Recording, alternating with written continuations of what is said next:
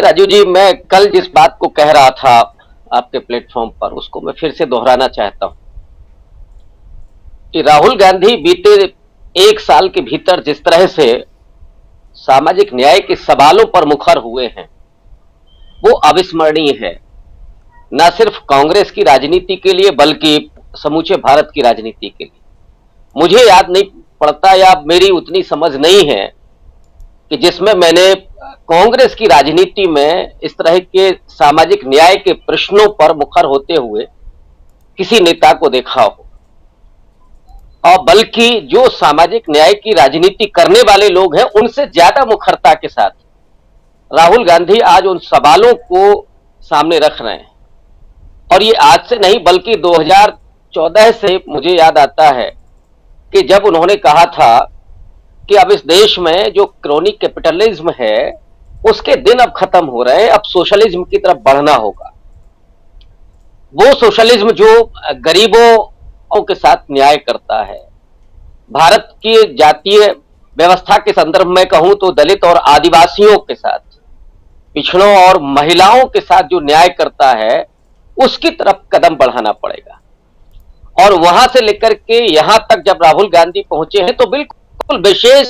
संदर्भों में वो बात कर रहे हैं। उन्होंने आदिवासियों के लिए जिस बात को कहा और उसके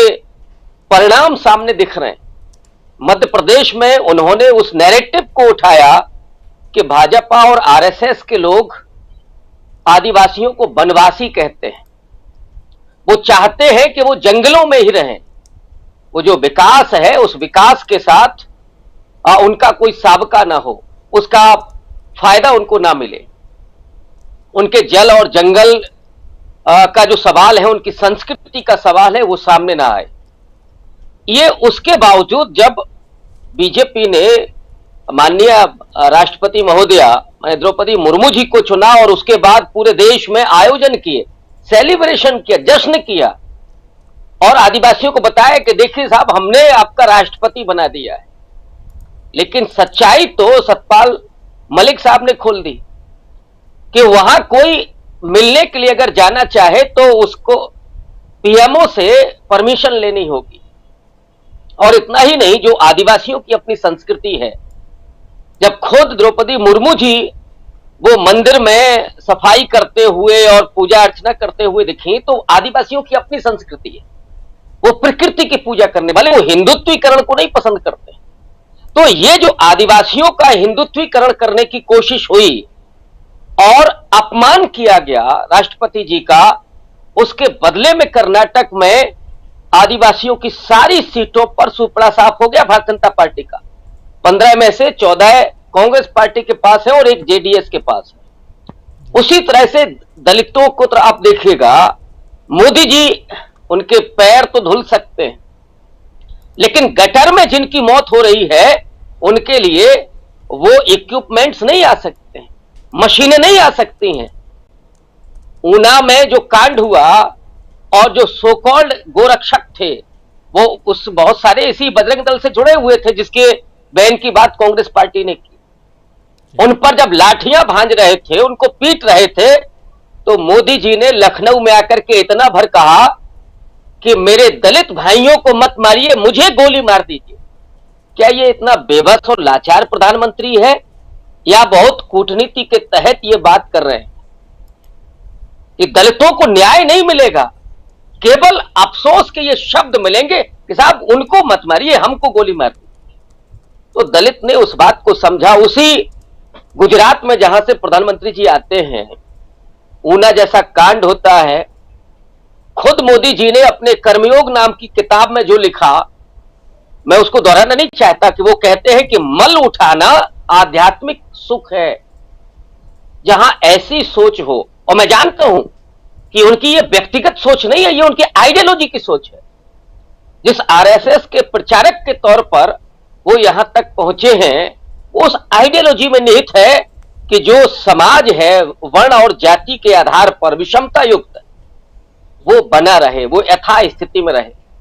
लेकिन राहुल गांधी की जो परवरिश है, उनकी जो पढ़ाई लिखाई है और उनकी जो समझ है, वो समता, न्याय और बंधुत्व की है। जिन शब्दों को बाबा साहब अंबेडकर ने भारत के संविधान की प्रस्तावनाओं में नेहरू जी के साथ विमर्श करके रखा था कि इस देश को और समाज को बंधुत्वता की आवश्यकता है, फ्रेटर्निटी की आवश्यकता है, राहुल गांधी उस तरफ लगातार बात कर रहे हैं। इस देश में सुप्रीम कोर्ट भी कह चुका है कि बिना जातीय आंकड़ों के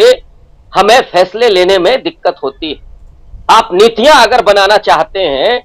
तो जिस तरह का भारतीय समाज है उसमें वंचितों के लिए जो नीतियां बनानी है तो उसमें आपको आंकड़े चाहिए, लेकिन ये पार्टी वादा करने के बाद भी मुकर गई और राहुल गांधी कह रहे हैं कि वो आंकड़े उपलब्ध है, आपको उनको नुमाया करने में, आपको उनको जाहिर करने में क्या प्रॉब्लम है। ये प्रॉब्लम है कि जो यथास्थितिवाद है जो आप चाहते हैं वो कहीं बाहर ना आ जाए। आप उसको कहते हैं कि ये जाति की राजनीति होगी, लेकिन सच्चाई ये है कि अगर आपको इस देश में सामाजिक न्याय करना है तो आपको वो आंकड़े चाहिए। दूसरा बहुत महत्वपूर्ण बात कही राहुल गांधी ने कि दलितों और आदिवासियों को उनकी जनसंख्या के अनुपात में पिछले 70-75 साल में जो आबादी बढ़ी है दलितों की, और मुझे लगता है कि ये आज तक मैंने राहुल गांधी के अलावा किसी दलित और किसी पिछड़े नेता से भी नहीं सुना कि जो आबादी बढ़ी है 1-2%, उसके अनुसार उनका रिजर्वेशन भी बढ़ना चाहिए और उसके लिए 50% की कैपिंग हटाइए। इतनी मुखरता के साथ सामाजिक न्याय के सवाल पर राहुल गांधी इस देश में आवाज दे रहे हैं और इसीलिए मैं कल कह रहा था कि वे सामाजिक न्याय की राजनीति के नए आइकॉन की तरह उभर रहे हैं। और कल को जब इतिहास लिखा जाएगा इस वक्त का, तो जाहिर तौर पर राहुल गांधी शीर्षस्थ लोगों में होंगे जिन्होंने दलितों, आदिवासियों, पिछड़ों, महिलाओं, जब रायपुर के अधिवेशन में कांग्रेस पार्टी ने अपने पार्टी के भीतर 50% आरक्षित इन पदों के लिए किया पार्टी के भीतर, तो ऑब्वियस है कि वो सरकार में ऐसे पदों पर जहां पर नीतियां बनती हैं, वो सिर्फ मुखौटे नहीं, मोदी जी की कैबिनेट में भी अलग अलग जातियों के तमाम नेता हैं, तमाम मिनिस्टर्स हैं, लेकिन जरा पूछिए आप कितने नेताओं मिनिस्टर्स का नाम जानते हो।